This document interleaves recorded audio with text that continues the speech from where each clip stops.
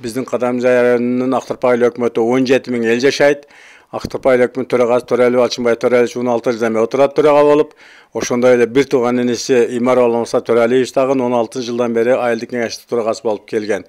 Биздин активисттердин кайрылуу менен жакында ошол төрагалыктан өз арызы менен кетти. Бизде Актырпай айыл өкмөттө агайын үй бүлөлүк башкаруу 16 жыл отурганы менен бир тамчым таза суу жок. Жолдор чаң тополоң.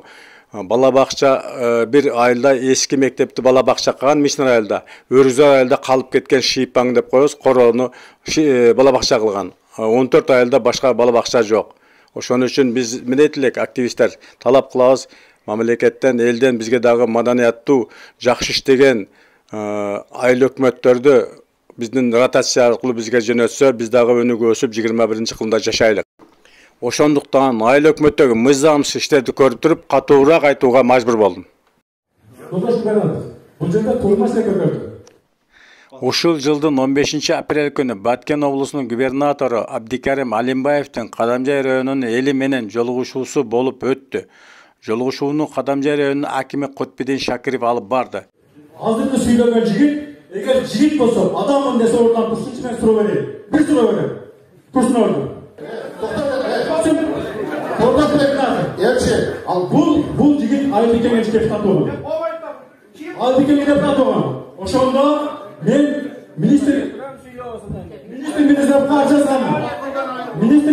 жазганда ошол жерден токтор бермей болду.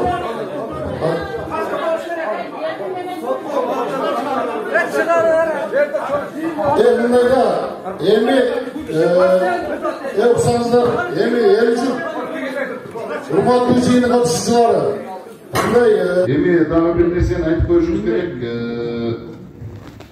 Анча-мынча Актырпай айыл өкмөттө дагы бир 3-4 жазуучу боюнча дагы айтып коеюн кеңири силерге. Бул көптөн бери эле мындай жүдө кыйнады да.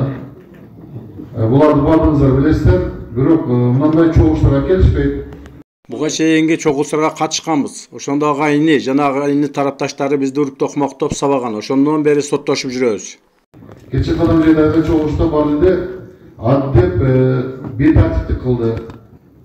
Аддеп эле айыл башчысы тур дейт, микрофонду кармап алып, атын айтып,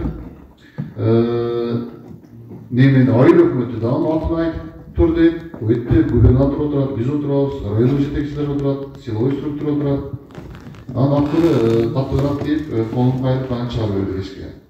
Берилген суроолорума жооп бербестен Кадамжай районунун орун басары Камалов Замирбек баш болуп колумду артыма кайрып, жыйындар залынан эшикке чыгарып салышты.